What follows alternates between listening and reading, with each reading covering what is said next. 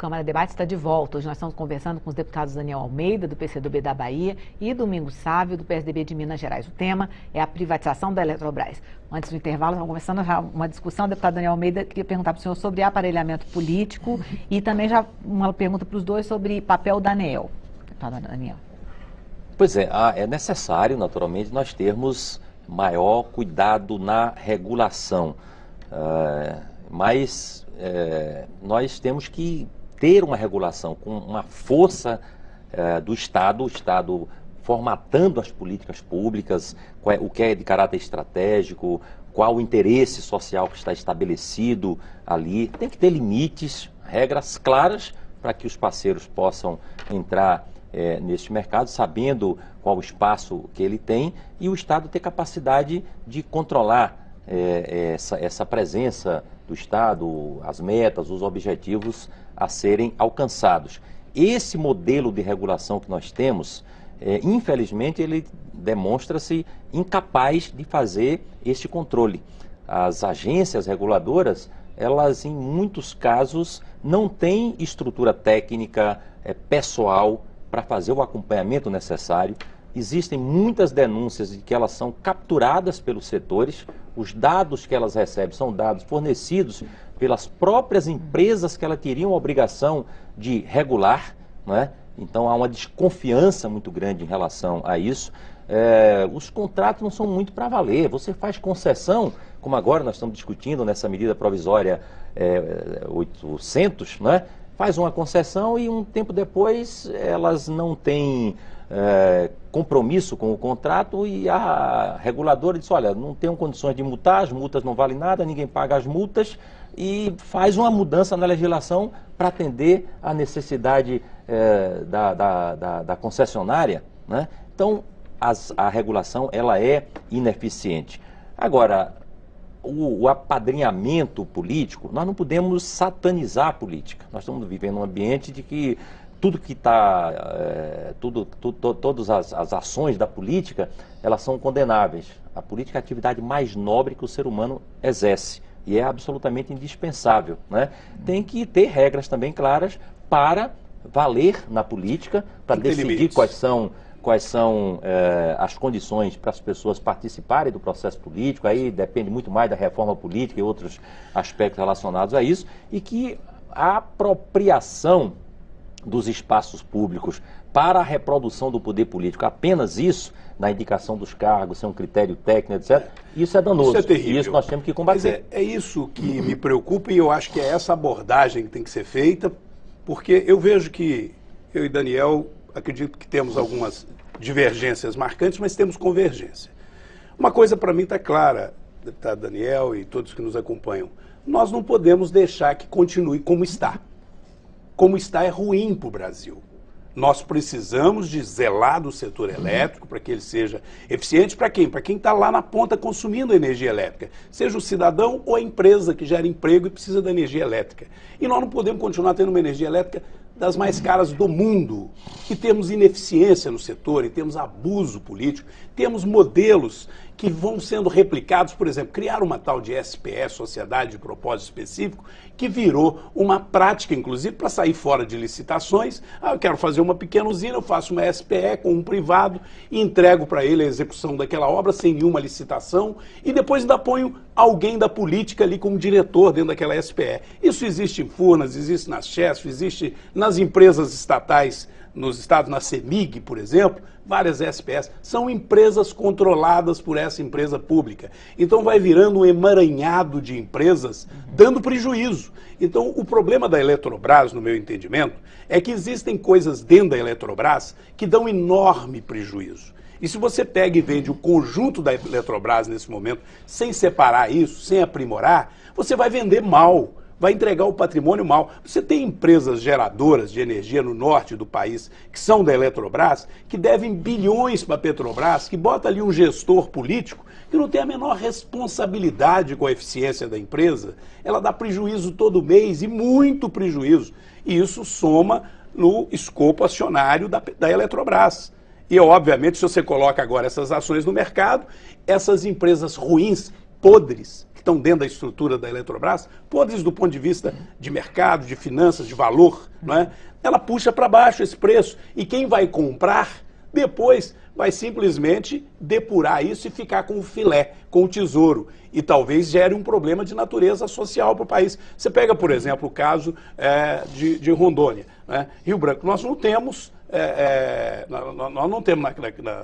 no norte do Brasil, a interligação completa no sistema. Nós dependemos da Venezuela, até hoje, para fornecer energia. A Venezuela, que está lá nessa crise terrível, fornece energia, né, para o Brasil, e que nós não conseguimos integrar esse sistema. Então, o sistema que nós temos, ele é ineficiente e ele é mal estruturado. Agora, significa que vender tudo neste momento, sem fazer um aprimoramento, é a melhor opção? Na minha opinião, não.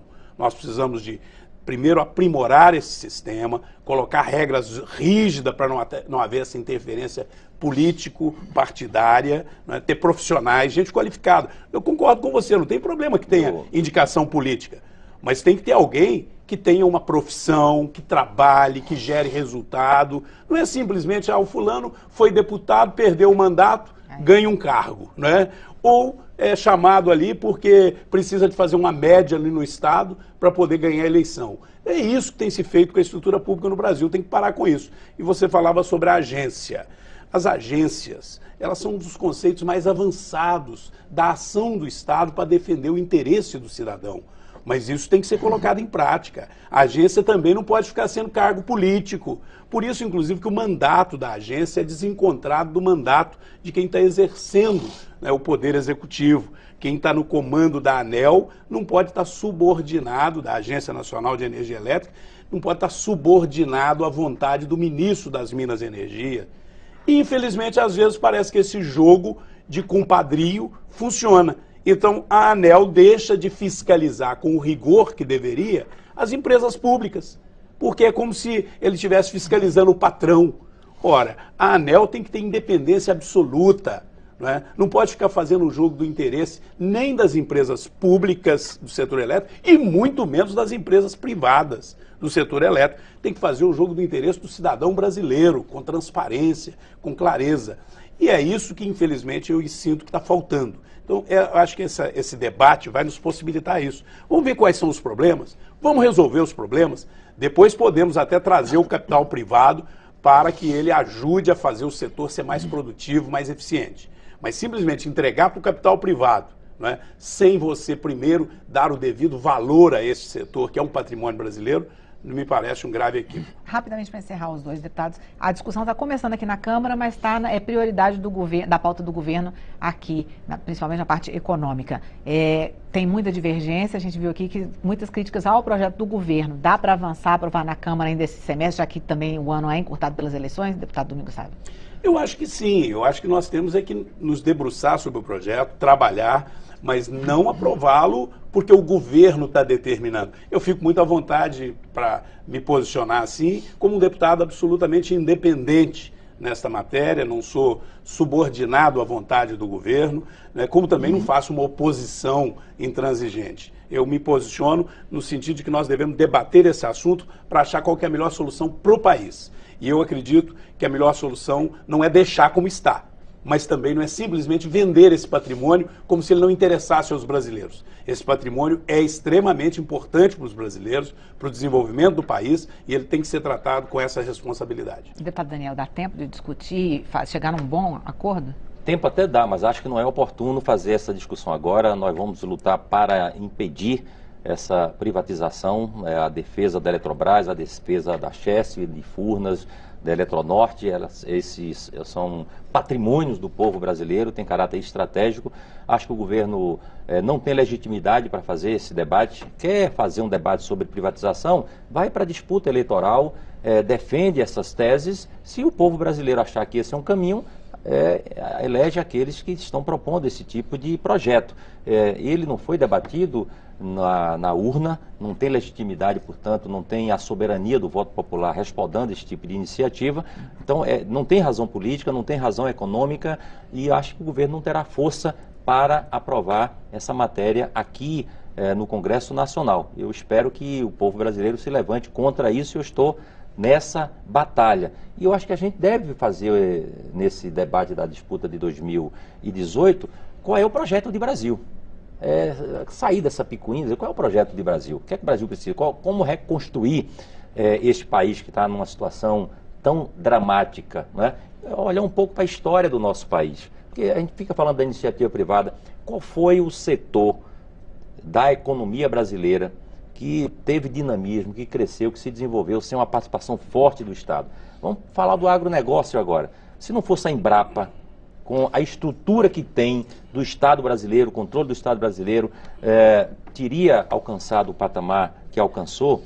O setor de petróleo no nosso país... O setor público existe e é necessário. Agora, nós não podemos achar que o setor de petróleo no nosso país... o Brasil desenvolveu por causa do governo. Eu sou da área rural política, e sei tanto que o trabalhador... Deixa eu lhe dizer, se não tem política de desenvolvimento tecnológico... Voltando ao tema só para concluir meu raciocínio. Se não tem política de desenvolvimento tecnológico, né?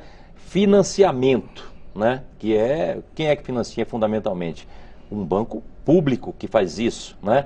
E a gente pode pegar o setor siderúrgico no nosso país, que alcançou um grau de desenvolvimento. Aliás, é bom olhar um pouco para a história do nosso país. Mas, Daniel, uns 15 anos da nossa história, da década de 40 até o meio da década de 50, nós pensamos em planejamento deste país. Pensamos a Eletrobras, a Petrobras, o BNDES, a Sudene, o BNB, a Sudan. Tudo isso foram coisas pensadas aí, né? Essa rede de distribuição, a Eletrobras, toda essa rede de distribuição, foi pensada ali, com participação do Estado brasileiro. A iniciativa privada se agregou, mas infelizmente muitos dos nossos empresários têm uma visão de rapina, né? De extração. Não, eu vou me aproveitar e aquilo que o Estado produziu. E os resultados de algum setor de privatização, setor de distribuição de energia elétrica, tem eficiência? O cara que está lá na ponta, quando tem um corte de energia, quando tem um problema para instalar um investimento novo, inclusive os empresários reclamam muito disso, não tem essa eficiência que a iniciativa privada pretende oferecer.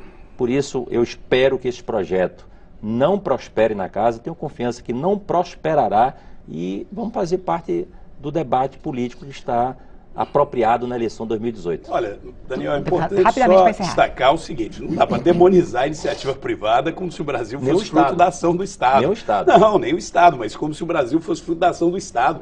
Os brasileiros, os 200 milhões de brasileiros arregaçam a manga, trabalham, né, no dia e na noite, trabalhador, e os empresários. Agora, dizer que o Estado brasileiro é que provém, quem provém é o povo brasileiro, é o trabalhador, são os empresários que têm coragem de gerar emprego, que têm coragem de levantar cedo e trabalhar, tanto na agricultura como na indústria. Agora, veja bem, nós vamos adiar tudo no Brasil, porque o PT saiu do governo. O PT saiu do governo, temos um governo de transição, não é um governo que eu elegi, mas eu tenho responsabilidade com o Brasil. Eu não apoio o Temer enquanto meu presidente que eu elegi, porque eu não o elegi, o PT o elegeu, né? E o Brasil hoje tem o presidente Temer numa transição. Nós vamos parar o Brasil, nós temos que discutir os assuntos esse ano sim, essa história de tudo é depois, tudo depois da eleição, tudo depois da eleição. 2018 está começando, nós temos que trabalhar, nós temos que enfrentar, né, os problemas. E o problema da energia elétrica cara é um problema que existe. Então eu entendo que temos que debater o assunto, temos que aprimorar o sistema elétrico para que a energia possa diminuir de preço e você gerar emprego. Nós estamos com milhões de desempregados. Mas vai subir de preço. Não vai subir de preço. Não pode simplesmente vender o patrimônio, mas discutir o aprimoramento do seu funcionamento e trazer o capital privado para somar e gerar energia mais barata. Eu acho que isso é bom para todo mundo, inclusive para os servidores públicos, que não podem esperar essas empresas entrar em processo de falência. Os servidores de Furnas, da Chesf, querem ver essas empresas eficientes, funcionando e gerando riqueza para o Brasil. Esse debate está começando aqui na Câmara, o Câmara e Debate termina aqui. O programa é uma produção conjunta da Rádio e da TV Câmara. Você pode rever esta e outras edições na nossa página na internet ou no YouTube. E você também pode opinar sobre o tema discutido aqui no Câmara Debate. Entre no site edemocracia.câmara.leg.br e participe das discussões. Obrigado pela audiência e até o próximo programa. Tchau.